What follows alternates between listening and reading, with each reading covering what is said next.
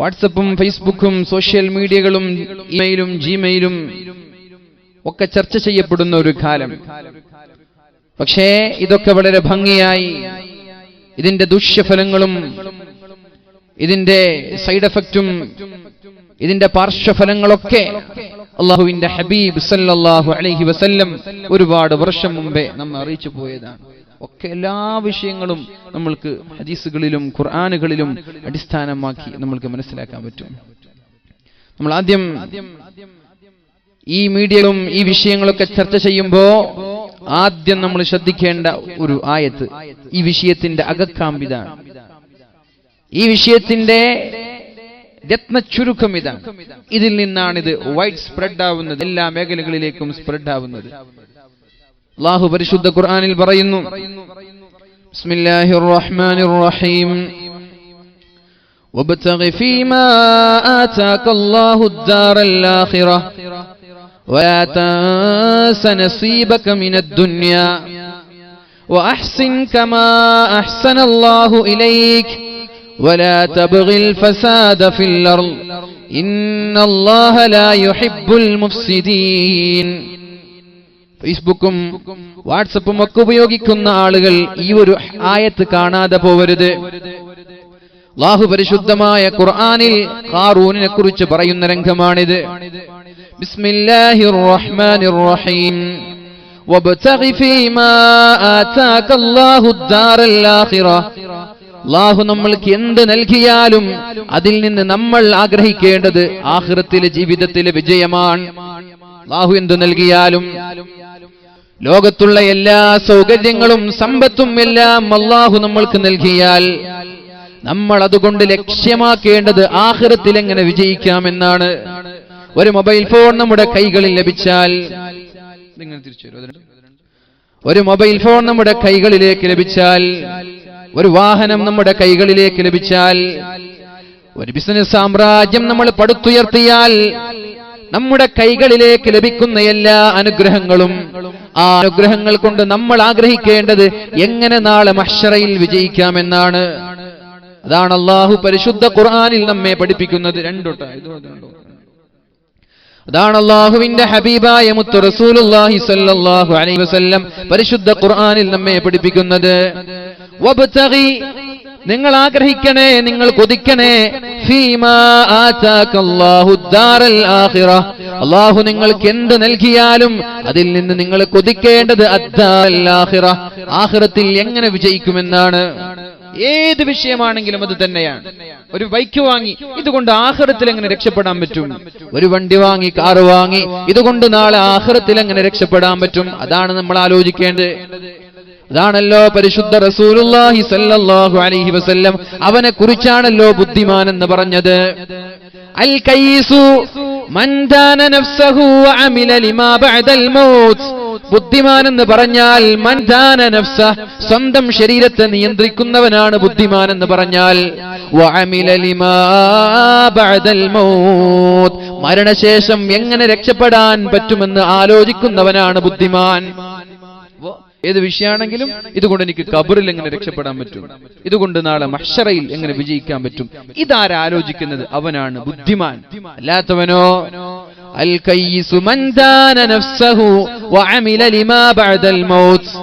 എന്ത് ലഭിച്ചാലും ഏതൊരു വിഷയം വന്നാലും നാളെ മഹ്ശറ ലോകത്ത് എങ്ങനെ വിജയിക്കുമെന്ന് ആഗ്രഹിക്കുന്ന ആളുകളാണ് ബുദ്ധിമാൻ എന്ന് പറഞ്ഞാൽ. വഅമില ലിമാ ബഅദൽ മൗത്ത്, മരണശേഷമുള്ള ലോകത്തേക്ക് വേണ്ടി അധ്വാനിക്കുന്നവനാണ് ബുദ്ധിമാൻ. ഇവിടെ ഷോർട്ട് ടൈം പീരീഡ് ആണ്, ഇത് ചെറിയ ഒരു കാലമാണ്. ഇവിടെ ഒന്നും ഒരു യാത്രക്കാരനാണ്. ദുനിയാ കേ മുസാഫിർ മൻസിൽ തെരേ ഖബർ ഹേ.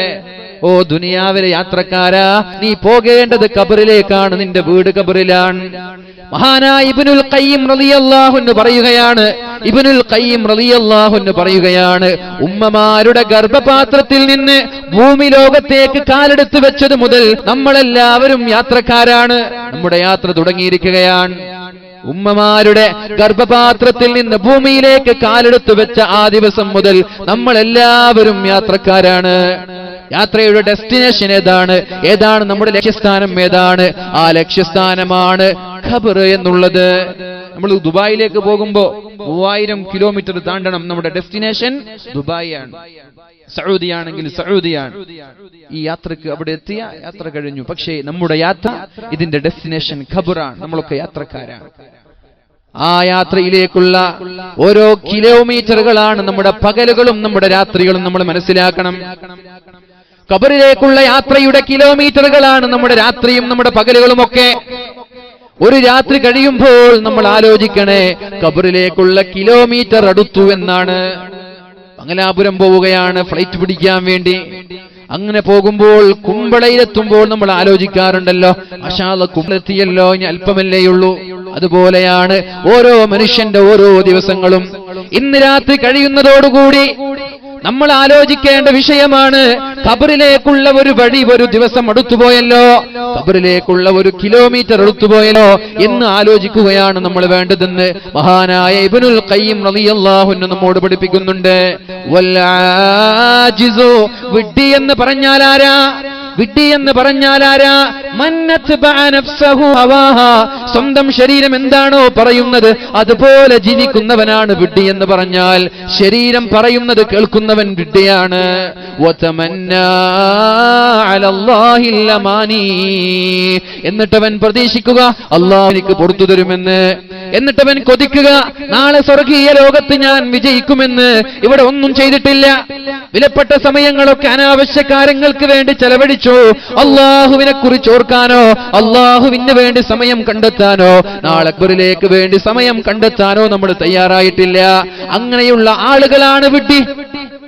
ആ പുഷ്പമേ അധിക തുങ്കപദത്തിലെത്ര ശോഭിച്ചിരുന്നു രാജ്ഞി കണക്ക നീ.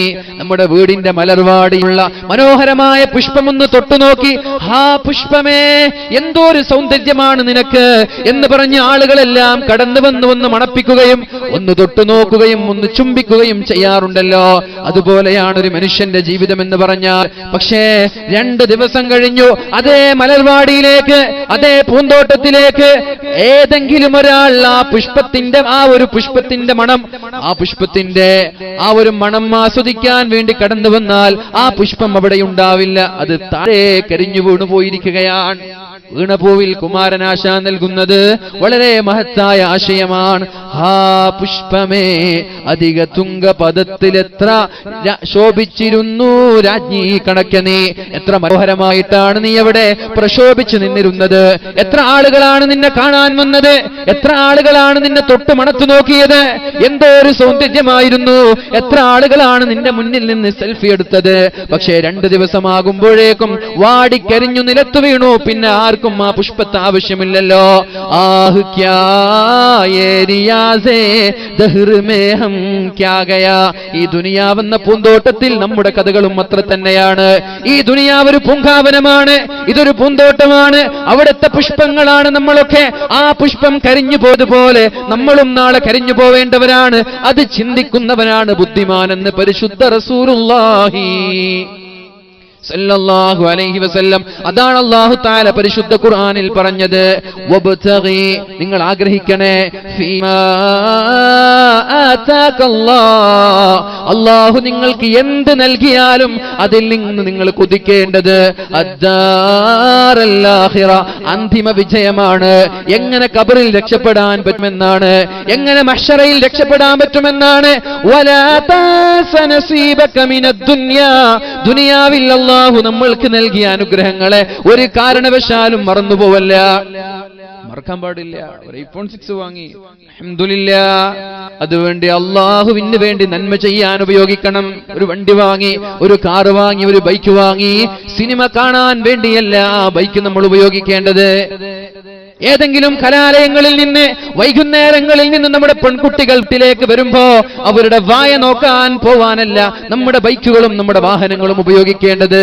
ഇങ്ങനെയുള്ള ഇൽമിന്റെ സദസ്സുകൾ ഉണ്ടാകുമ്പോ, പള്ളിയിൽ ജമാഅത്ത് നടക്കുമ്പോ, കുടുംബബന്ധം പുലർത്താൻ വേണ്ടി, ഇതിനു വേണ്ടിയാണ് നമ്മളൊക്കെ നമ്മുടെ വാഹനങ്ങൾ ഉപയോഗിക്കേണ്ടത്. വലാ തൻസ നസീബക മിനദ്ദുനിയ, അല്ലാഹു നമ്മൾക്ക് നൽകിയ അനുഗ്രഹങ്ങളെ ഒരു കാരണവശാലും മറന്നുപോവല്ല. വണ്ടി വാങ്ങാൻ കഴിയാത്ത നൂറുകണക്കിന് ആളുകളില്ലേ? എത്ര ആളുകളാണ് ബസ്സിൽ പോകുന്നത്? ബൈക്ക് വാങ്ങാൻ കഴിയാത്ത ആളുകളില്ലേ? അവർക്കും അവരുടെ മനസ്സിൽ പൂതിയുണ്ട്, എനിക്കൊരു ബൈക്ക് വാങ്ങണം, എനിക്കൊരു കാർ വാങ്ങണം, എനിക്കൊരു വാഹനം വാങ്ങണം. പക്ഷേ അല്ലാഹു ആ ഒരു അനുഗ്രഹം അയാൾക്ക് കൊടുക്കാതെ നമ്മൾക്ക് നൽകിയത് നമ്മോടുള്ള സ്നേഹം കൊണ്ടല്ല.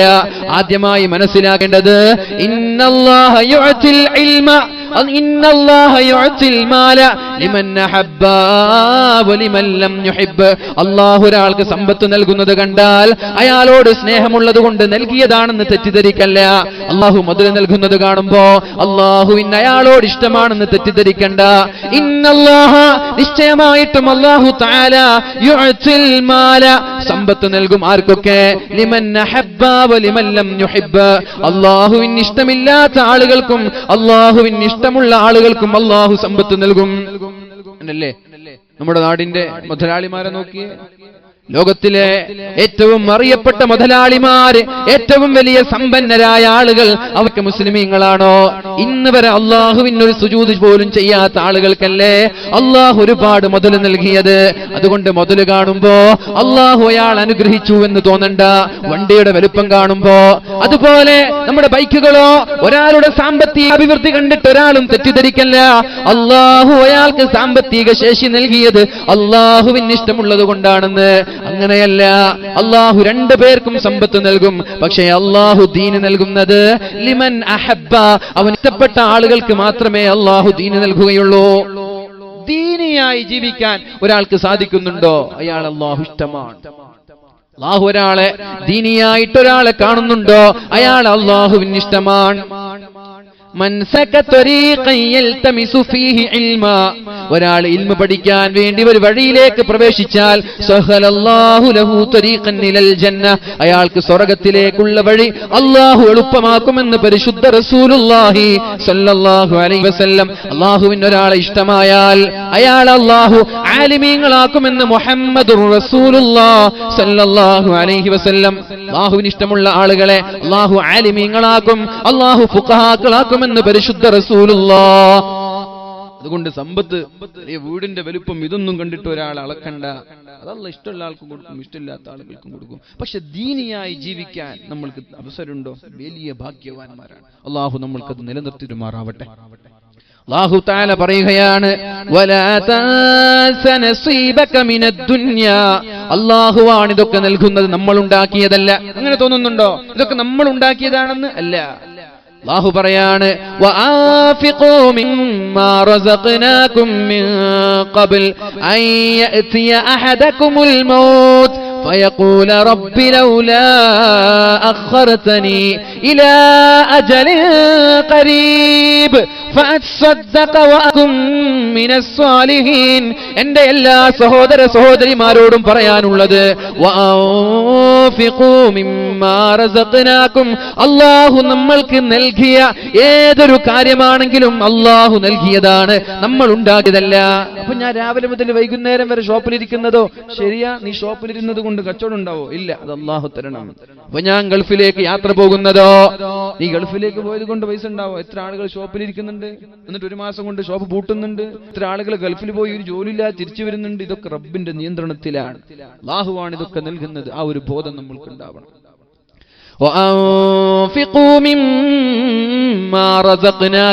ഞാൻ നിങ്ങൾക്ക്, അതാണ് അല്ലാഹു ഉപയോഗിച്ച പദം, ഞാൻ നിങ്ങൾക്ക് നൽകി, നിങ്ങൾ ഉണ്ടാക്കിയതല്ല.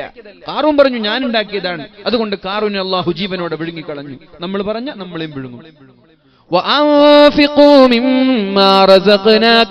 ഞാൻ നിങ്ങൾക്ക് നൽകിയ സമ്പത്തിൽ നിന്ന് നിങ്ങൾ ചെലവഴിക്കണേ എന്ന് അല്ലാഹു പറയുന്നുണ്ട്. ഇതൊക്കെ അല്ലാഹു തന്നതാണ്. അല്ലാഹു നൽകിയ ഔദാര്യങ്ങളെ, അല്ലാഹു നൽകിയ അനുഗ്രഹങ്ങളെ ഒരു കാരണവശാലും മറന്നുപോവല്ല. എന്നിട്ടാണ് അല്ലാഹു പറയുന്നത്, കേൾക്കണേ, അല്ലാഹു പറയുന്ന വാക്കുകൾക്ക് കാതോർക്കണേ. വഅഹ്സിൻ, ഇവിടെയാണ് നമ്മൾ അടിവരയിടേണ്ടത്. വഅഹ്സിൻ കമാ അഹ്സനല്ലാഹ്, അല്ലാഹു നമ്മൾക്ക് നന്ദി ചെയ്തതുപോലെ, അല്ലാഹു നമ്മൾക്ക് നന്മ ചെയ്തതുപോലെ അല്ലാഹുവിന് തിരിച്ചും നന്മ ചെയ്യണേ. നമുക്ക് നാമേ പണിനതുനാകം സ്വർഗവും അതുപോലെ നമ്മൾക്ക് നരകവും നമ്മൾക്ക് സ്വർഗവും ഉണ്ടാക്കുന്നത് നമ്മളാണ്. നമ്മൾ നരകത്തിൽ പോയാൽ ഉത്തരവാദി നമ്മൾ തന്നെയാണ്, നമ്മൾ സ്വർഗത്തിൽ പോയാൽ അതിന്റെ ഉത്തരവാദി നമ്മൾ തന്നെയാണ്, അല്ലാഹു അല്ല. وما ظلمناهم ولكن كانوا أنفسهم يظلمون. ഞാൻ ഒരാളെയും ആക്രമിച്ചിട്ടില്ല, ഒരാളെയും ഞാൻ ശിക്ഷിച്ചിട്ടില്ല.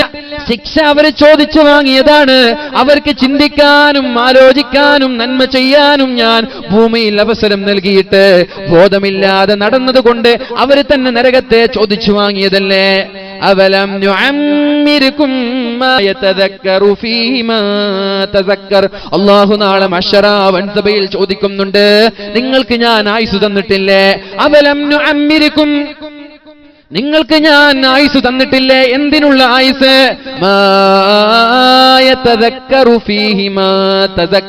ആലോചിക്കുന്ന ആളുകൾക്ക് ആലോചിക്കാൻ, ചിന്തിക്കുന്ന ആളുകൾക്ക് ചിന്തിക്കാൻ, പഠിക്കേണ്ടവർക്ക് പഠിക്കാനുള്ള ആയുസ് ഭൂമിയിൽ ഞാൻ നിങ്ങൾക്ക് തന്നിട്ടില്ലേ? എന്തേ നന്നാവാത്തത്? എന്തേ നിങ്ങൾ നന്നാവാത്തത്?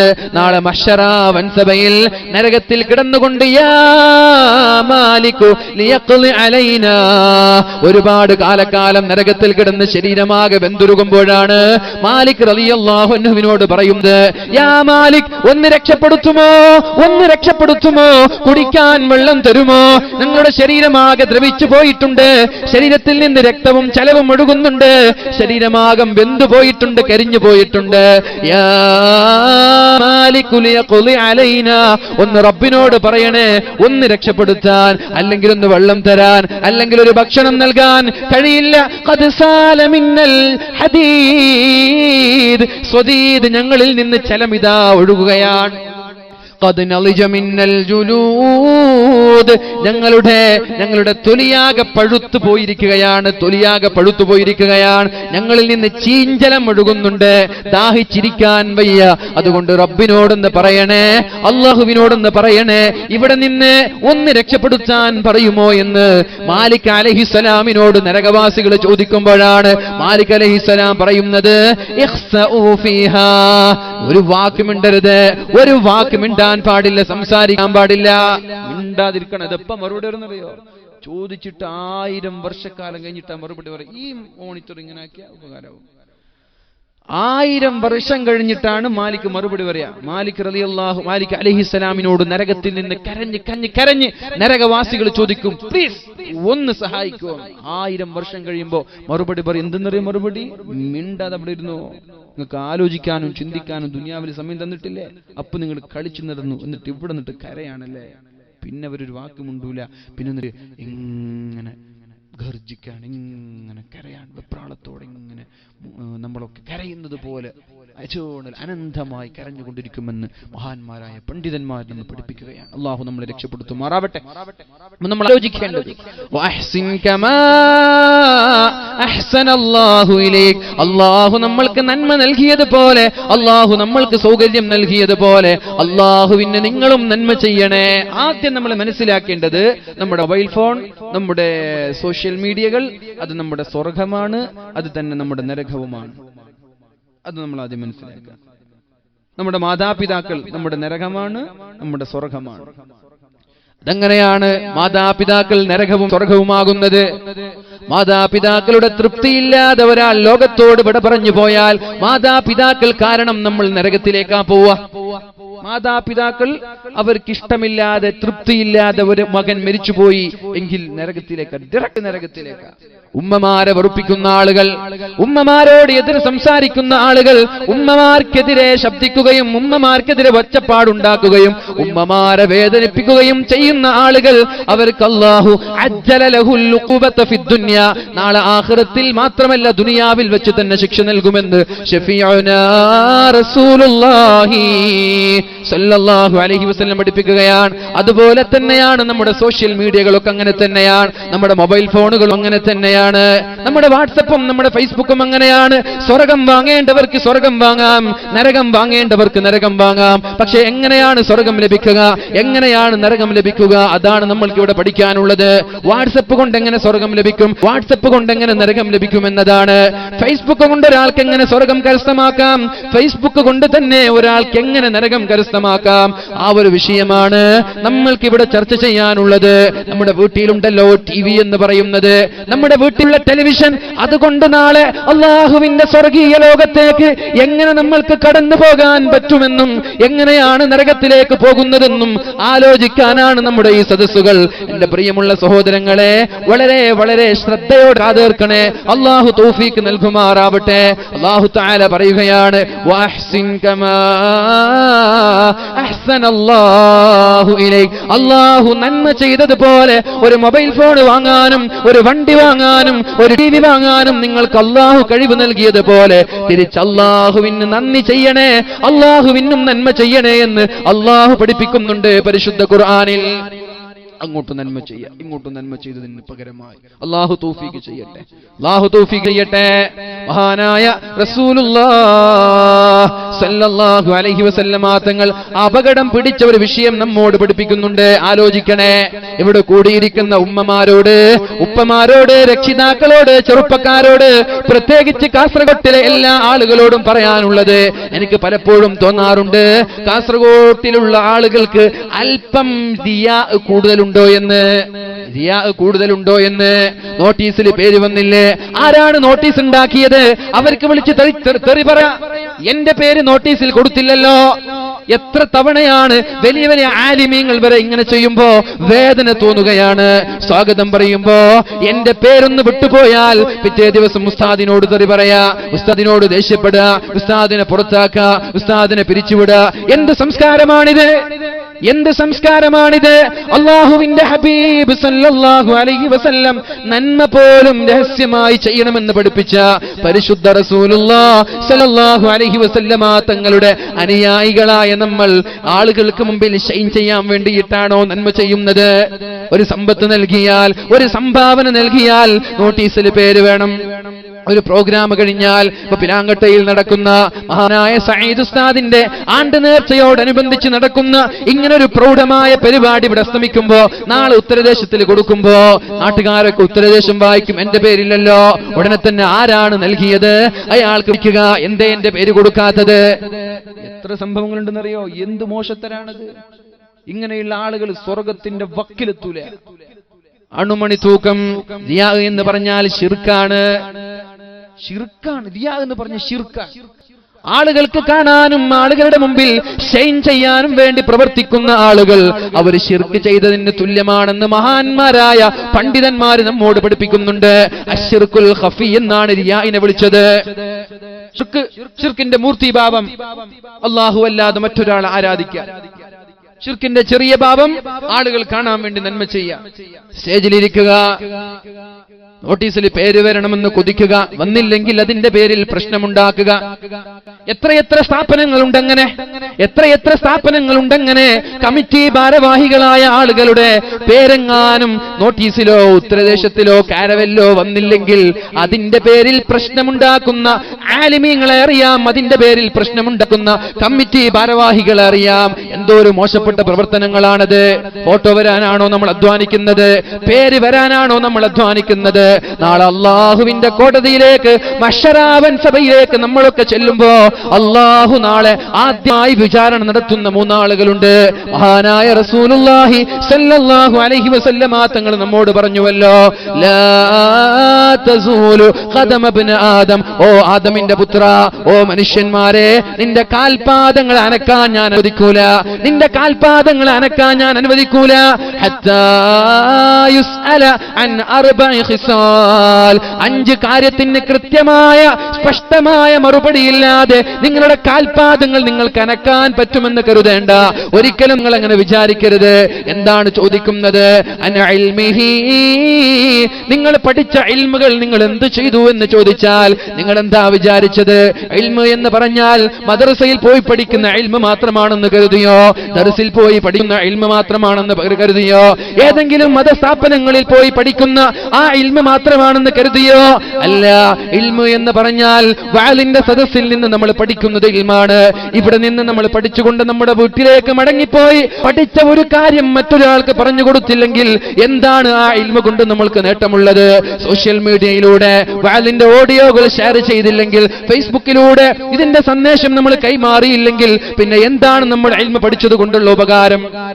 അല്ലാഹുവിന്റെ ഹബീബായ മുത്ത് റസൂലുള്ളാഹി സ്വല്ലല്ലാഹു അലൈഹി വസല്ലമ തങ്ങൾ പറഞ്ഞല്ലോ, ഇന്ന മിമ്മാ യൽഹഖുൽ മുഅ്മിന മിൻ അമലിഹി വഹസനാതിഹി മിൻ ബഅദി മൗതിഹി.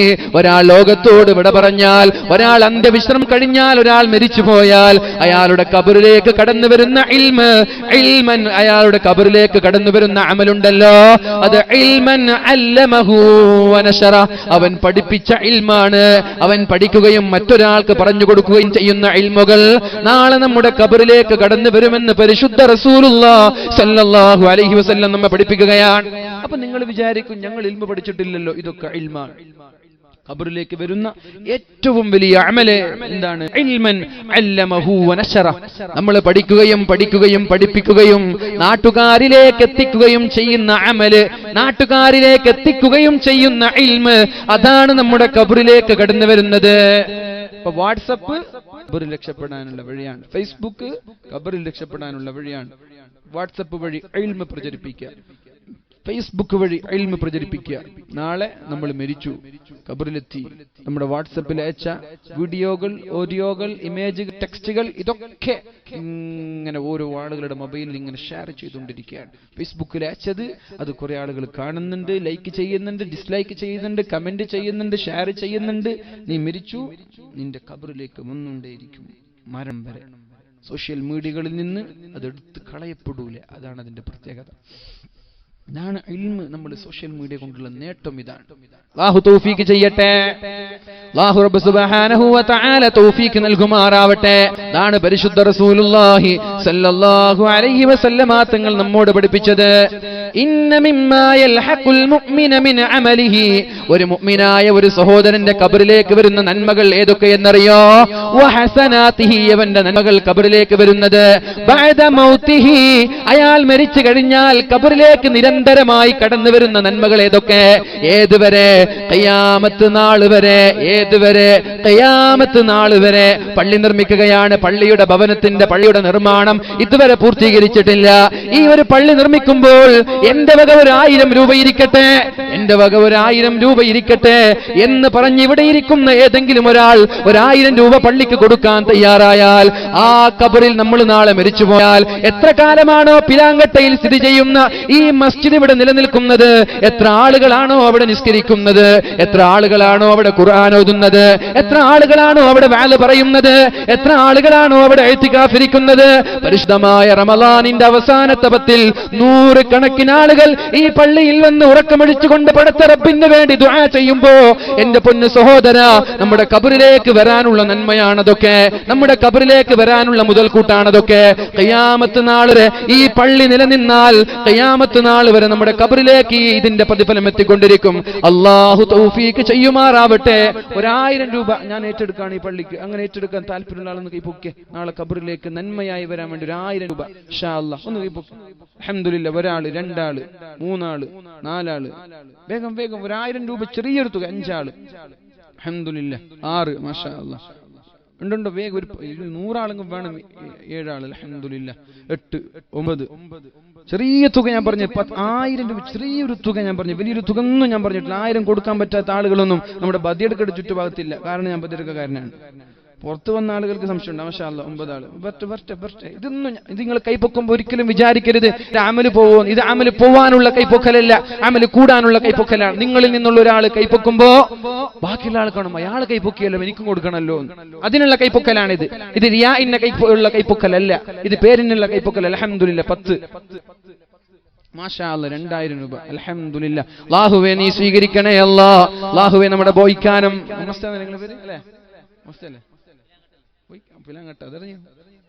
പ്രസിഡന്റും ബോയിക്കാനും നിങ്ങൾ വിളിക്കല് ലാങ്കട്ട 2000 രൂപ. അൽഹംദുലില്ലാഹ്, അല്ലാഹുവേ നീ സ്വീകരിക്കണേ അല്ലാഹ്, അല്ലാഹുവേ നീ സ്വീകരിക്കണേ അല്ലാഹ്.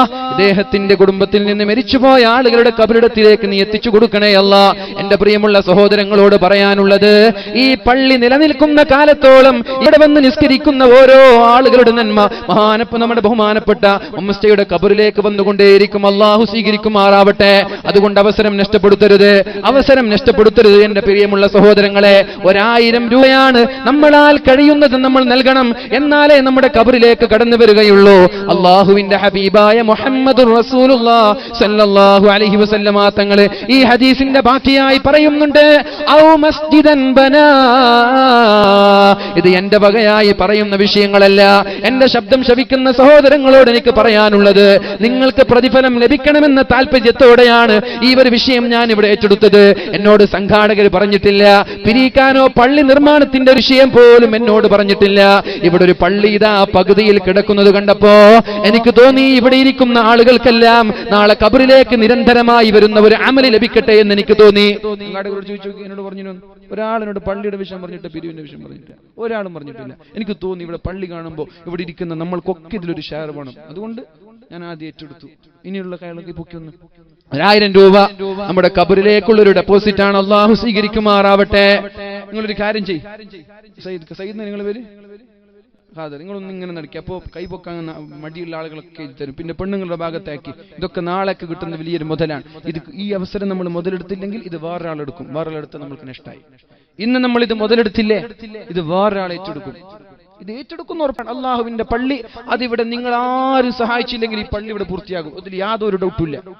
ഇത് നമ്മളെ കണ്ടിട്ടോ നിങ്ങളെ കണ്ടിട്ടോ ആരെ കണ്ടിട്ടും തുടങ്ങിയതല്ല. ഇത് അള്ളാഹുവിന്റെ ഭവനമാണ്. നമ്മൾ ആരും ഏറ്റെടുത്തില്ലേ, പള്ളി അവിടെ നടക്കും. പള്ളി അവിടെ ഇതുവരെ ഇതിനേക്കാളും വലിയ പള്ളിയൊക്കെ ലോകത്തിന്റെ, കേരളത്തിന്റെ, കാസർഗോഡ് ജില്ലയുടെ മുക്കുമൂലകളിൽ വളരെ ഭംഗിയായി 8 കോടി 10 കോടിയുടെ പള്ളിയൊക്കെ ഉയർത്തപ്പെട്ടിട്ടുണ്ട്.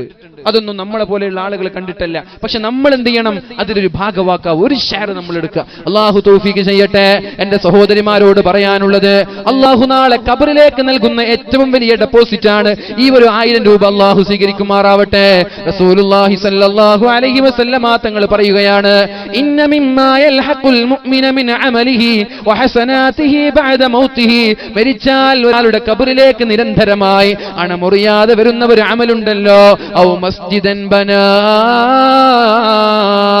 പള്ളി നിർമ്മിക്കാൻ ഒരാൾ സഹായിച്ചാൽ, പള്ളി നിർമ്മിക്കാൻ ഒരാൾ സഹായിച്ചാൽ അതും അയാളുടെ ഖബറിലേക്ക് വരുന്ന ഏറ്റവും വലിയ നന്മയാണെന്ന് പരിശുദ്ധ റസൂലുള്ളാഹി സല്ലല്ലാഹു അലൈഹി വസല്ലം അതേ ഹബീബ് തന്നെയാണ് പറഞ്ഞത്. മൻ ബനാ ലില്ലാഹി മസ്ജിദൻ കമിഫഹസി ഖതാത്തിൻ. ഒരു മാടപ്രാവിന് ഇരിക്കാൻ ഉതകുന്ന ഒരു പള്ളി ഒരാൾ നിർമ്മിച്ചാൽ, ഒരു മാടപ്രാവിന് ഇരിക്കാൻ ഉതകുന്ന ഒരു പള്ളി ഒരാൾ നിർമ്മിച്ചാൽ, ബനല്ലാഹു ലഹു ബൈതൻ ഫിൽ ജന്ന. അല്ലാഹു സ്വർഗ്ഗീയ ലോകത്ത് അവന് വേണ്ടി പ്രത്യേകമായ ഒരു ഭവനം നിർമ്മിക്കുമെന്ന് പരിശുദ്ധ റസൂലുള്ളാഹ്. സ്വലാത്ത് ചൊല്ലിയാൽയോ നമ്മൾക്കും വേണ്ടേ സ്വർഗത്തിലൊരു വീട്, സ്വർഗത്തിലൊരു വീട് വേണ്ടേ? അതാണ് അള്ളാഹുവിന്റെ ഹബീബ് പറഞ്ഞത്, മൻ ബനാ ലില്ലാഹി മസ്ജിദാ. അള്ളാഹുവിന് വേണ്ടി ഒരാൾ പള്ളി നിർമ്മിച്ചാൽ നമ്മൾ ആലോചിക്കൂലേ, എനിക്കൊരു വീട് പോലും നിർമ്മിക്കാൻ കഴിഞ്ഞില്ല, പിന്നെ എങ്ങനെയാണ് ഞാനൊരു പള്ളി നിർമ്മിച്ചു കൊടുക്കുക? എന്താണ് ആ ഹദീസിന്റെ അർത്ഥം? കമിഫഹസി ഖതാത്തിൻ, കമിഫഹസി ഖതാത്തിൻ. ഒരു മാടപ്രാവിനിരിക്കുന്ന ഒരു പള്ളി എന്ന് പറഞ്ഞാൽ, മാടപ്രാവിനിരിക്കുന്ന കൂട്ടിൽ ഒരു മനുഷ്യൻ സുജൂദ് ചെയ്യാൻ പറ്റില്ലല്ലോ. മാടപ്രാവിന് ഇരിക്കാൻ പറ്റുന്ന ഒരു വീട്, ആ വീട്ടിൽ ഒരു മനുഷ്യനും സുജൂദ് ചെയ്യാൻ പറ്റില്ലല്ലോ. പിന്നെ എന്താണ് കമിഫഹസി ഖതാത്തിൻ എന്ന് പറഞ്ഞത്? ഇങ്ങനൊരു പള്ളി നിർമ്മിക്കുമ്പോ ഓരോ ആളുകൾ എന്റെ വക ഒരു സ്ക്വയർ ഫീറ്റ്, എന്റെ വക 1000 രൂപ, എന്റെ വക 10,000 രൂപ, ഇങ്ങനെ പറഞ്ഞ് ഒരാൾ പള്ളി നിർമ്മിക്കുമ്പോ അതിനുവേണ്ടി സഹായിച്ചാൽ, ബനല്ലാഹു ലഹു ബൈതൻ ഫിൽ ജന്ന. അല്ലാഹു അയാൾക്ക് സ്വർഗ്ഗത്തിലൊരു ഭവനം നിർമ്മിച്ചു കൊടുക്കുമെന്ന് പരിശുദ്ധ റസൂലുള്ളാഹ്. അല്ലാഹുവേ, ഇവിടെ മമ്മസ്യ 2000 രൂപ നൽകി, അല്ലാഹുവേ അദ്ദേഹത്തിനൊരു ഭവനം നീ നിർമ്മിച്ചു കൊടുക്കണേ അല്ലാഹ്. അല്ലാഹുവേ, അതുപോലെ ഒരുപാട് ആളുകൾ ഇവിടെ നടന്നു പോകുമ്പോൾ ആയിരക്കണക്കിന് രൂപകൾ ഏറ്റെടുത്തവരുണ്ട്. അല്ലാഹുവേ, അവർക്കും നീ നാളെ സ്വർഗീയ ഭവനം നൽകണേ അല്ലാഹ്. സ്വർഗീയ ഭവനം നൽകുമെന്ന് പറയുമ്പോ എന്റെ പ്രിയമുള്ള സഹോദരങ്ങളെ ശ്രദ്ധിക്കണേ, സ്വർഗീയ ഭവനം നൽകുമെന്ന് പറയുമ്പോ നമ്മൾക്ക് സ്വർഗത്തിലൊരു വീട്, നമ്മൾ നരകത്തില്, അതിന്റെ അർത്ഥമുണ്ടോ? അതിലെന്താ അർത്ഥം? നമ്മൾക്ക് അല്ലാഹു സ്വർഗീയ ലോകത്ത് മനോഹരമായൊരു ഭവനം നിർമ്മിച്ചു തന്നിട്ട് നമ്മൾ നരകത്തിൽ പോയാൽ ഈ വീട് കൊണ്ട് എന്ത് നേട്ടമാണ്? അതിന്റെ അർത്ഥം എന്താ? അള്ളാഹു നമ്മെ സ്വർഗീയ ലോകത്തേക്ക് കൊണ്ടുപോകുമെന്നാണ്. അതുകൊണ്ട് എന്റെ പ്രിയമുള്ള സഹോദരങ്ങളെ, നമ്മൾക്ക് നൽകാൻ പറ്റുന്ന സ്വതക്കകളിൽ ഇതിനെ കവച്ചു വെക്കാൻ പറ്റുന്ന സ്വതക്കയില്ല.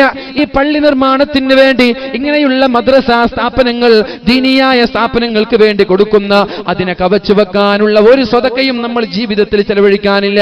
അതുകൊണ്ട് എന്റെ പ്രിയമുള്ള സഹോദരങ്ങളെ, താല്പര്യമുള്ള ആളുകൾ, നാളെ ഖബറിൽ രക്ഷപ്പെടാൻ ആഗ്രഹിക്കുന്ന ആളുകൾ, നാളെ സ്വർഗീയ ലോകത്തേക്ക് കടന്നു പോകണമെന്ന് കൊതിക്കുന്ന ആളുകൾ, അള്ളാഹുവിന് വേണ്ടി ഒരു ഡെപ്പോസിറ്റ് ചെയ്യണേ. അള്ളാഹു തൗഫീഖ് നൽകുമാറാവട്ടെ. നമ്മൾ ചർച്ച ചെയ്തു വരുന്നത് റിയാ ഉള്ള ആളുകൾക്ക് അള്ളാഹു നാളെ സ്വർഗം നൽകൂല. റിയാ ഉള്ള ആളുകളുണ്ടല്ലോ, റിയാ ഉള്ള ലോകമാന്യമുള്ള ആളുകൾ, കാണാൻ വേണ്ടി പ്രവർത്തിക്കുന്ന ആളുകൾ, അള്ളാഹു അവരെ സ്വീകരിക്കുകയില്ല. നോട്ടീസിൽ പേര് വരണമെന്ന് കൊതിക്കുന്ന ആളുകൾ, ഫോട്ടോ വരണമെന്ന് കൊതിക്കുന്ന ആളുകൾ, പത്രങ്ങളിൽ ഫോട്ടോ കൊടുക്കാത്തതിന്റെ പേരിൽ എന്തോ ഒരു നാണക്കേടാണത്. എനിക്ക് ഇവരെക്കാളും നാണം തോന്നുന്നത് പത്രക്കാരോടാണ്. ഒരു ന്യൂസ് വായിച്ചാൽ 50 പേര്, ഒരു ന്യൂസ് ഇപ്പം നമ്മുടെ ഈ പരിപാടി സമാപിച്ചു എന്ന് പറഞ്ഞ് നാളെ പേര് കൊടുക്കാം, അതിന്റെ 50 പേര്. എത്ര സ്പൈസ് വേണം 50 പേര് കൊടുക്കാൻ? ഒരു ഇത്ര സ്പൈസ് വേണം. ആ സ്പൈസിൽ നല്ല വാർത്ത കൊടുത്തൂടെ? എന്ത് നേട്ടമാണ് ഈ പേര് കൊടുത്തത് കൊണ്ട് പത്രക്കാർ പിന്നെ പേടിച്ച് കൊടുക്കൂ. എന്തേ കൊടുത്തില്ലേ? ഞാൻ അനുഭവം പറയാം. ഉത്തരദേശം എന്ന പത്രം നാളെ ഇങ്ങനെ ഒരു ന്യൂസ് കൊടുത്തില്ലേ, ഉത്തരദേശത്തിന്റെ ചീഫ് എഡിറ്റർക്ക് വിളിക്കും, എന്തെന്റെ പേര് കൊടുക്കാത്തത്? ഇത് നടന്നിട്ടുണ്ട്, കാസർഗോഡ് ജില്ലയിൽ നടന്നിട്ടുണ്ട്. അതുകൊണ്ടാണ് ഞാൻ പറയുന്നത്, വെറുതെ പറയല്ല. ആദ്യം വിളിക്കുക സ്ഥാപനത്തിനാണ്. ആരാണ് വാർത്ത കൊടുത്തത്? എന്റെ പേര് കൊടുക്കാത്തത്? ഞാൻ കൊടുത്തിട്ടുണ്ടല്ലോ, ഞാൻ ഉത്തരദേശത്തിന്റെ ഓഫീസിൽ ഏൽപ്പിച്ചിട്ടുണ്ട്. പിന്നെ ഫോൺ വിളി ഉത്തരദേശത്തിന്റെ ചീഫ് എഡിറ്റർക്കാണ്, എന്റെ പേര് കൊടുക്കാത്തത്. ഇങ്ങനെ എത്ര ആളുകൾ. എന്തിനാണ് ഈ പ്രവർത്തനങ്ങൾ? നിങ്ങൾ ഒരു കാര്യം ചെയ്യണേ, ഈ ബോക്സ് മുമ്പിൽ വെക്കാൻ പറ്റുമോ? എനിക്ക് ഈ മോണിറ്റർ നല്ല ശബ്ദം വേണം, എങ്കിലും പ്രസംഗിക്കാൻ പറ്റുമോ? ഇത് മുമ്പിൽ വെച്ചാൽ മതി. തിരിച്ചിട്ട് മാക്സിമം ശബ്ദം മൊത്തം കൂട്ടിക്കും മോണിറ്റർ. അവിടെ ഉള്ളത് നമുക്ക് കേൾക്കില്ല. 2 ബോക്സ് ഉണ്ട്, നിങ്ങൾക്ക് കേൾക്കാനുള്ള. നിങ്ങൾക്ക് ഇപ്പൊ ഇങ്ങനെ കേട്ടാലും വിഷയം അറിഞ്ഞാൽ മതി. പക്ഷെ നമുക്കിത് കേട്ടാലേ ഒരു തൃപ്തിയാവുള്ളൂ. നല്ല സൗണ്ട് ഇടണേ, മൊത്തം സൗണ്ട്. അതുകൊണ്ട് റസൂലുള്ളാഹി സ്വല്ലല്ലാഹു അലൈഹി വസല്ലമ തങ്ങൾ നമ്മോട് പറയാണ്, ഇന്ന അവ്വലന്നാസി യുഖ്ലാ അലൈഹി യൗമൽ ഖിയാമ. ഇത് കേൾക്കണേ, ചെവി തുറന്ന് കേൾക്കണേ. വെറുതെ ഇവിടെ ഇരുന്നിട്ട് കാര്യമില്ല. വെറുതെ ഒരു രസത്തിന് വേണ്ടിയോ ഒരു ആവേശത്തിന് വേണ്ടിയോ വാല് കേട്ടിട്ടൊരു കാര്യവുമില്ല. ആ വാല് കൊണ്ടൊരു നേട്ടവുമില്ല. ആ വാല് ദുനിയാവിലും ഉപകരിക്കില്ല, ആഖിറത്തിലും നാളെ ഉപകരിക്കില്ല. അല്ലാഹുവിന്റെ ഹബീബായ മുഹമ്മദുർ റസൂലുള്ളാഹി സ്വല്ലല്ലാഹു അലൈഹി വസല്ലമ തങ്ങൾ പറയുന്നത്, ഇന്ന അവ്വലന്നാസി യുഖ്ലാ അലൈഹി യൗമൽ ഖിയാമ. ആദ്യമായി നാളെ മഹ്ശറാ ലോകത്ത് വിചാരണ ചെയ്യപ്പെടുമ്പോൾ ഞാൻ പറഞ്ഞുവല്ലോ, ലാ തസൂലു ഖദമ ഇബ്നു ആദം. ഒരാളുടെയും കാൽപാദങ്ങൾ അനക്കാൻ പറ്റൂല. ഹത്താ യുസ്അല അൻ അർബഇ ഖിസാൽ. 4 കാര്യങ്ങൾ ചോദിക്കുന്നത് വരെ. ഏതൊക്കെയാണ് ആ 4 കാര്യങ്ങൾ? അൻ ഉംരിഹി ഫീമാ അഫ്നാ. അവന്റെ ആയുസ്സിനെ കുറിച്ച് അല്ലാഹു ചോദിക്കും, നമ്മുടെ സമയത്തെ കുറിച്ച്. എന്റെ ശബ്ദം ശവിക്കുന്ന ചെറുപ്പക്കാരിലെ നാളെ മഹ്ശറാ വൻസഭയിലെത്തിയാൽ, നാളെ നമ്മൾ സ്വർഗത്തിലെത്തിയാൽ, സ്വർഗത്തിൽ ഒരാൾക്കും ഖേദമില്ല, സ്വർഗത്തിൽ ഒരാൾക്കും ദുഃഖമില്ല, സ്വർഗത്തിൽ ഒരാൾക്കും വിഷമമില്ല. പക്ഷേ സ്വർഗക്കാര് പോലും വിഷമിക്കുന്ന ഒരു വിഷയമുണ്ട്, സ്വർഗക്കാര് പോലും ദുഃഖിക്കുന്ന ഒരു വിഷയമുണ്ട്. എന്താണ് ആ വിഷയമെന്നറിയോ? സ്വർഗക്കാര് പോലും വിഷമിക്കുന്ന ഒരു വിഷയമുണ്ട്. അതെന്താണെന്നറിയോ? ദുനിയാവിൽ വെറുതെ ചെലവഴിച്ച ഒരു സെക്കൻഡിനെ കുറിച്ച് സ്വർഗക്കാർക്ക് പോലും ദുഃഖമുണ്ടാകുമെന്ന് മഹാന്മാരായ പണ്ഡിതന്മാര് പഠിപ്പിക്കുന്നുണ്ട്. സ്വർഗക്കാരാണ് ഖേദിക്കുന്നത്. എന്തേ? ഒരു ലാ ഇലാഹ ഇല്ലല്ലാഹ് ഒന്ന് അധികം ചൊല്ലിയിരുന്നുവെങ്കിൽ നാളെ സ്വർഗത്തിൽ ഒരു തട്ടുകൂടി ലഭിക്കുമായിരുന്നല്ലോ. ഒരു സ്വലാത്ത് അധികം ചൊല്ലിയിരുന്നെങ്കിൽ സ്വർഗത്തിന്റെ ഒരു ദറജ കൂടി അധികം ലഭിക്കുമായിരുന്നു. സ്വർഗത്തിൽ ഒരു സ്ഥാനം കൂടി കൂടുതൽ ലഭിക്കുമായിരുന്നല്ലോ. ഇങ്ങനെ കൊതിച്ചിട്ട് വെറുതെയാണ് വാട്സപ്പിൽ സമയം കളഞ്ഞത്, വെറുതെയാണ് ഫോട്ടോഷോപ്പിൽ തന്റെ ഫോട്ടോകൾ അലങ്കരിക്കാൻ വേണ്ടി, അതിനുവേണ്ടി ലൈക്കിന് ദാഹിക്കുന്ന ചെറുപ്പക്കാർ, കമന്റിന് ദാഹിക്കുന്ന ചെറുപ്പക്കാർ, ഫേസ്ബുക്കിലേക്ക് ഒരു ഫോട്ടോ അപ്ലോഡ് ചെയ്യുക, എന്നിട്ട് ചങ്ങാതിമാരുടെ ഇൻബോക്സിലേക്ക് ഒരു മെസ്സേജ് അയക്കുക, ഞാനൊരു ഫോട്ടോ അപ്ലോഡ് ചെയ്തിട്ടുണ്ട്, ആ ഫോട്ടോക്ക് ലൈക്ക് തരണേ എന്ന് പറഞ്ഞിട്ട് ലൈക്കിന് ദാഹിക്കുന്ന ചെറുപ്പക്കാരാ. ഈ ലൈക്കുകൾ നാളെ ഖബറിലേക്ക് കടന്നു വരൂല. ഈ കമന്റുകൾ നാളെ സ്വർഗത്തിലേക്ക് കടന്നു വരൂല. ഈ ലൈക്കിന്റെ പേരിലാണ്, ഈ കമന്റിന്റെ പേരിലാണ്, ഈ ഫോട്ടോയുടെ പേരിലാണ് നാളെ സ്വർഗത്തിൽ കേൾക്കുന്നത്. അല്ലാഹുവേ, ആ ഫോട്ടോ എഡിറ്റ് ചെയ്യുന്ന സമയത്ത് ഒരു ദിക്റെങ്ങാനും ഞാൻ കൂടുതൽ ചെയ്തിരുന്നുവെങ്കിൽ ഈ സ്വർഗത്തിൽ എനിക്ക് ഉന്നതമായ തട്ടിലെത്താൻ പറ്റുമായിരുന്നല്ലോ. ഇങ്ങനെ കൊതിച്ചു പോകുന്ന ഒരു സമയമുണ്ട്. പക്ഷേ ആ സമയത്ത് കൊതിച്ചിട്ട് കാര്യമുണ്ടാവൂല. അവിടെ നിന്ന് അമല് ചെയ്യാൻ പറ്റൂല. മരണം വരെ മാത്രമേ അമല് ചെയ്യാൻ പറ്റുകയുള്ളൂ. നമ്മുടെ ആയുസ്സിനെ കുറിച്ച് അല്ലാഹു ചോദിക്കുമത്രേ, എങ്ങനെയൊക്കെയാണ് നിന്റെ ആയുസ് നീ ചെലവഴിച്ചത്?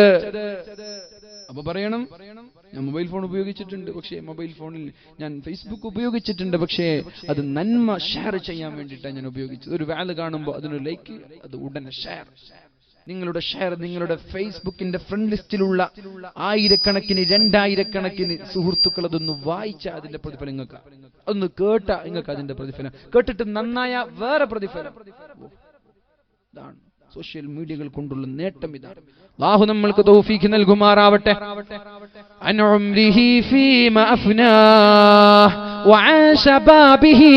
നമ്മുടെ യുവത്വത്തെക്കുറിച്ച് പ്രത്യേകമായിട്ടുള്ള ചോദ്യമുണ്ട്. യുവത്വത്തെക്കുറിച്ച് പ്രത്യേകമായി ചോദ്യമുണ്ട്. 15 മുതൽ 40 വയസ്സ് വരെയാണ് യുവാവ് എന്ന് പറയുന്നത്. യുവത്വം എന്ന് പറയുന്നത് 15 വയസ്സ് മുതൽ 40 വയസ്സ് വരെ. അത് രണ്ടാമതും ചോദ്യം. ആദ്യം വയസ്സിനെ കുറിച്ച് ചോദിക്കും. 60 വയസ്സ് വരെ ജീവിച്ച ഒരാളോട് ചോദിക്കും, നിന്റെ ആയുസ് എന്തൊക്കെ ചെയ്തു, ഒക്കെ പറഞ്ഞു കൊടുക്കും. പിന്നെ ആ ചോദ്യം കഴിഞ്ഞു, ഉത്തരമൊക്കെ കഴിഞ്ഞു. രണ്ടാമത്തെ ചോദ്യം, നിന്റെ യുവത്വം നീ എങ്ങനെ ചെലവഴിച്ചു 15 മുതൽ 40 വയസ്സ് വരെയുള്ള സമയം.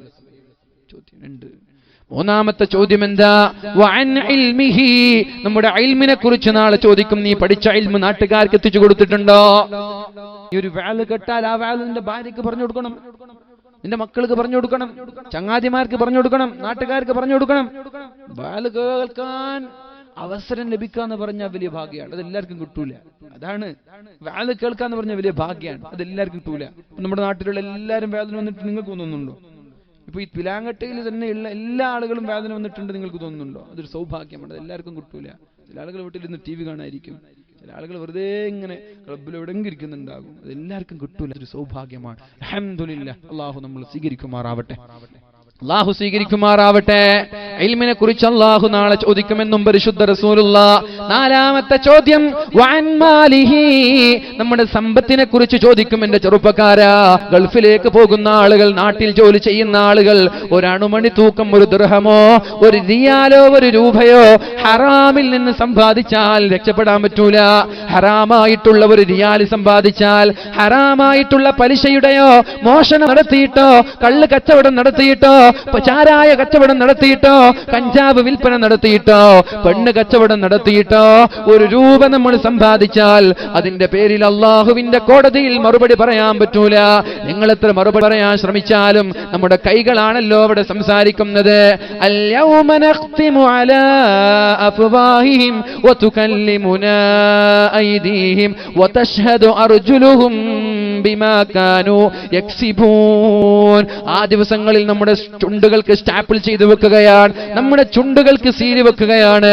ചുണ്ടുകൾ സംസാരിക്കാൻ ശ്രമിക്കും. നമ്മൾ പറയുന്നതൊക്കെ, കൈകൾ പറയുന്നതൊക്കെ ഇല്ല എന്ന് പറഞ്ഞ് നിഷേധിക്കാൻ നമ്മുടെ ചുണ്ടുകൾ ശ്രമിക്കും. പക്ഷേ കൈകൾക്കാണ് സംസാരിക്കാനുള്ള അനുവാദം, കാലുകൾക്കാണ് അതേ ഈ പറഞ്ഞത് ശരിയാ, ഈ ചെയ്തത് ശരിയാ, ഈ കേട്ടത് ശരിയാ എന്ന് പറഞ്ഞ് സമ്മതം നൽകുന്നത് കാലുകളാണ്. അങ്ങനെയുള്ള ലോകത്തിലാണ് അല്ലാഹു ചോദിക്കുന്നത്.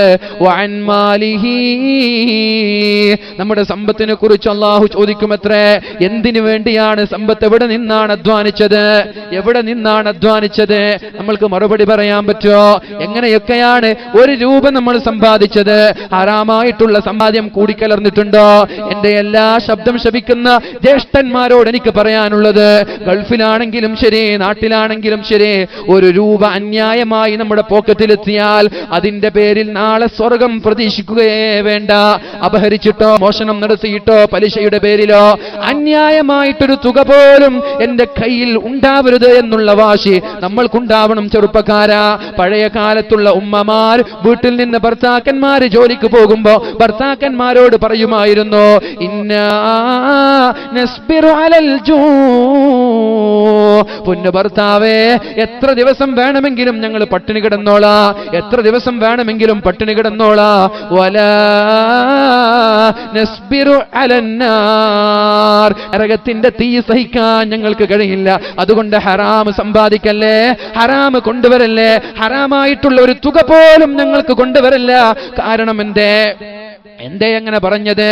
കുല്ലു ലഹ്മിൻ നബത മിൻ ഹറാമിൻ കുല്ലു ലഹ്മിൻ നബത മിൻ സുഖ്തിൻ ഫന്നാറു ഔലാ ബി. ഹറാമിൽ നിന്ന് നറിഷ്മെന്റ് ലഭിച്ച, ഹറാമിൽ നിന്ന് വളർന്ന, ഹറാമിൽ നിന്ന് പോഷണം സിദ്ധിച്ച എല്ലാ ശരീരവും നരകത്തിലേക്കാണെന്ന് പരിശുദ്ധ റസൂലുള്ളാഹ്. പറയാൻ പറ്റുമോ? എന്റെ സമ്പാദ്യത്തിൽ ഹറാമില്ലെന്ന്.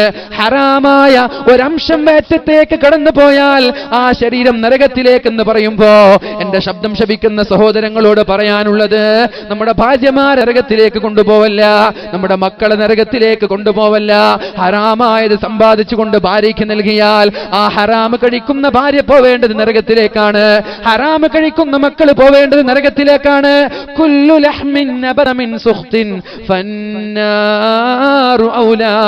ഹറാമിൽ നിന്ന് വളർന്ന എല്ലാ ശരീരവും പോവേണ്ടത് നരകത്തിലേക്കാണ്. നരകത്തിന്റെ കഥ എന്തെന്നറിയോ? ഖുൽനാറു ജഹന്നമ അശദ്ദു ഹർറാ. നരകത്തിന്റെ തീ എന്ന് പറഞ്ഞാൽ അതിനേക്കാൾ വലിയ ഒരു തീ വേറെയില്ല, അതിനേക്കാൾ വലിയ ചൂട് വേറെയില്ല. നരകത്തിലെ ഏറ്റവും ചെറിയ ശിക്ഷ എന്തെന്നറിയോ? നരകക്കാരന്റെ ഏറ്റവും ചെറിയ ശിക്ഷ എന്തെന്നറിയോ? നരകക്കാരന്റെ ഏറ്റവും ചെറിയ ശിക്ഷ അതെന്താ? ചെരുപ്പ് കൊടുക്കുന്ന, തീനാനുള്ള ഒരു ചെരുപ്പ് കൊടുക്കും. ശ്രദ്ധിക്കണേ, ചെറിയ ശിക്ഷയാണ്, ഏറ്റവും ചെറിയ ശിക്ഷ. നരകത്താലുള്ളൊരു ചെരുപ്പല്ലാഹു, തീനാലുള്ളൊരു ചെരുപ്പല്ലാഹു ആ സഹോദരനെ ധരിപ്പിക്കുകയും ആ ചൂടാരണം അവന്റെ ശരീരത്തിലേക്ക് തീ ഇങ്ങനെ കയറി കയറി കയറി അവന്റെ ശരീരമാകെ വെന്തുരുകുമത്രേ. എന്നിട്ട് അവന്റെ തലച്ചോറ് നാളെ നരകലോകത്ത് വെച്ച് തലച്ചോറിങ്ങനെ ദ്രവിച്ചൊഴുകുമെന്നാണ്. ഉരുകി, തലച്ചോറുരുകി ഇങ്ങനെ ഒഴുകും. അയാൾ വിചാരിക്കും, പടച്ചോനെ, നരകത്തിലെ ഏറ്റവും വലിയ ശിക്ഷ എനിക്കാണല്ലോ തന്നത്. അല്ലാഹു കൊടുത്ത ചെറിയ ശിക്ഷയാണ്. അല്ലാഹു കൊടുത്തത് ചെറിയ ശിക്ഷയാണ്. ചെറിയ ശിക്ഷ കൊടുത്ത അല്ലാഹു റബ്ബ് സുബ്ഹാനഹു വ തആല. പക്ഷേ ആ നരകവാസി വിചാരിക്കുന്നത്, അല്ലാഹുവേ, നരകത്തിലെ ഏറ്റവും വലിയ ശിക്ഷ നീ എനിക്കാണല്ലോ തന്നത് എന്ന. അപ്പൊ നിങ്ങൾക്ക് ആലോചിച്ചുകൂടെ, നരകത്തിലെ ഏറ്റവും വലിയ ശിക്ഷയുടെ കഥ എന്തായിരിക്കും? അതിനാ പറഞ്ഞത് ബുദ്ധിമാൻ എന്ന് പറഞ്ഞാൽ അവിടെ പോവാതെ ഇവിടെ അധ്വാനിക്കുന്നവൻ, നരകത്തിൽ പോവാതെ ഇവിടെ രക്ഷപ്പെടാൻ ആരാണോ അധ്വാനിക്കുന്നത് അവനാണ് ബുദ്ധിമാൻ. അല്ലാത്തവരൊക്കെ വിഡ്ഢിയാണ്. അല്ലാഹു നമ്മളെ ബുദ്ധിമാന്മാരിൽ പെടുത്തട്ടെ. അല്ലാഹുവേ, നീ ഞങ്ങളെ രക്ഷപ്പെടുത്തണേ അല്ലാ. അല്ലാഹുവേ, നീ ഞങ്ങളെ രക്ഷപ്പെടുത്തണേ അല്ലാ. അല്ലാഹു നാളെ ചോദിക്കുകയാണ്, അവസാനമായിട്ട് ചോദിക്കുകയാണ്, വഅൻ മാലിഹി. നമ്മുടെ സമ്പത്തിനെ കുറിച്ച് അല്ലാഹു നാളെ ചോദിക്കും. എവിടെ നിന്നാ ഉണ്ടാക്കിയത്? അപ്പൊ പറയണം, ഓരോന്നോരോന്നോരോ എണ്ണി പറയണം. പിന്നെ എവിടെ ചെലവഴിച്ചത് അതും പറയേണ്ടി വരും. ഹറാമിൽ ചെലവഴിക്കാൻ പാടില്ല. നമ്മളിവിടെ ഗാനമേള വെക്കാൻ, എന്റെ 1000 രൂപ വേണ്ട. ഇവിടെ ടൂർണമെന്റ് വെക്കാൻ, പന്തയം വെക്കാൻ, പൈസക്ക് വേണ്ടി കളി വെക്കാൻ. അപ്പോ പിരിവിന് വരും സംഘാടകർ, ഞാൻ അതിന് പൈസ തരൂല, പൈസക്ക് തരാം, പക്ഷെ കളിക്ക് വേണ്ടി ഞാൻ പൈസ തരൂല. അങ്ങനെ പറയാൻ നമ്മൾക്ക് പറ്റണം. നമ്മുടെ സമ്പാദ്യത്തിൽ നിന്ന് ഒരണ്ണുമണി തൂക്കം പോലും ഹറാമിൽ പോവില്ല എന്ന് ഉറപ്പിക്കാൻ നമ്മൾക്ക് പറ്റണം. അല്ലാഹു തൗഫീഖ് ചെയ്യട്ടെ. മഹാനായ കണ്ണിയത്ത് ഉസ്താദിന്റെ ജീവിതത്തിലെ നമ്മൾക്കെല്ലാം അറിയുന്ന ഒരു ചരിത്രമുണ്ടല്ലോ. ഉളൂ ചെയ്യുന്ന സമയത്താണ് അദ്ദേഹത്തിന്റെ പോക്കറ്റിൽ നിന്ന് ഒരു 50 പൈസ ഉള്ളിലേക്ക് വീഴുന്നത്. 2 ഉദാഹരണം ഇതിലുണ്ട്. എന്ത്? എവിടെ നിന്ന് സമ്പാദിച്ചു, എവിടെ ചെലവഴിച്ചു? മഹാനായ കണ്ണിയത്ത് ഉസ്താദ് ജീവിതത്തിൽ ഒരു കറാഹത്ത് പോലും വരല്ലേ എന്ന് കൊതിക്കുകയും, ജീവിതത്തിൽ ഒരു കറാഹത്ത് വരിക പോലും വരല്ലേ എന്ന് കൊതിക്കുകയും, എന്നിട്ട് കറാഹത്ത് പോലും ചെയ്യാതെ ജീവിച്ച മഹാനായ കണ്ണിയത്ത് ഉസ്താദ് വുളൂ ചെയ്യുമ്പോഴാണ് തന്റെ പോക്കറ്റിൽ നിന്ന് ഒരു 50 പൈസ ഹൗദിലേക്ക് വീഴുന്നത്. നമ്മൾക്ക് എന്ത് ചെയ്യാം? 50 പൈസ വീണു, അതെടുക്കുവോ? 50 പൈസ അല്ല, പോട്ടെ, 50 പോട്ടെ, 10 രൂപ 10ന്റെ കോയിന് വീണെന്ന് വിചാരിച്ചേക്ക്, അത് 10 അല്ല, വിട്ടേക്ക്. നമ്മൾ അങ്ങനെ വിചാരിക്കുക അല്ലേ? പക്ഷെ കണ്ണിയത്ത് ഉസ്താദ് വിചാരിച്ചത് അതല്ല. 20 രൂപ പെണ്ണുങ്ങളൊന്നും തന്നിട്ടില്ല, ആകെ 3. പഠിച്ചോനെ, പിലാങ്കട്ട പെണ്ണുങ്ങൾ മോശാക്കരുതേ. 1000 രൂപ ഞാൻ ചോദിച്ചത് നിങ്ങളോട്, കുറേയൊന്നും ഞാൻ ചോദിച്ചില്ല. 1000 രൂപ കൊടുക്കാൻ പറ്റില്ലെന്ന് പറഞ്ഞാൽ മോശമല്ലേ? നമ്മൾ നാട്ടുകാരല്ലേ? അതുകൊണ്ട് ചെറുപ്പക്കാരൊക്കെ എന്താണ്, ഒരു വണ്ടിക്ക് എണ്ണ, കാസർഗോഡ് പോയി വരണമെങ്കിൽ 500 രൂപയുടെ പെട്രോൾ വേണം. ഒരു ദിവസം നമ്മളൊരു മീന് വാങ്ങണമെങ്കിൽ ഒരു അക്കൂറക്ക് തന്നെ 600 കൊടുക്കണം. ഒരു മാഞ്ചി അല്ലെ അവോലി അതിന് തന്നെ ഒരു 600 കൊടുക്കണം. അതൊക്കെ ആലോചിക്കുമ്പോൾ 2 ദിവസത്തെ കറി വേണ്ടെന്ന് വെക്ക്. 2 ദിവസം മാഞ്ചി വേണ്ട, മത്തി വാങ്ങിക്കൊള്ളി. അല്ലെങ്കിൽ അങ്ങനെ വിചാരിച്ചാൽ പോലെ 2 ദിവസം നമ്മുടെ ആവോലി ഒഴിവാക്ക്, അക്കൂർ ഒഴിവാക്ക്. അത് പള്ളിക്ക് വേണ്ടി ഞാൻ മാറ്റി വെച്ചു, മത്തി വാങ്ങിയിട്ട് കഴിച്ചേക്ക്. എന്താ കുഴപ്പം? 2 ദിവസം കാസർഗോഡ് കാറിൽ പോകുന്ന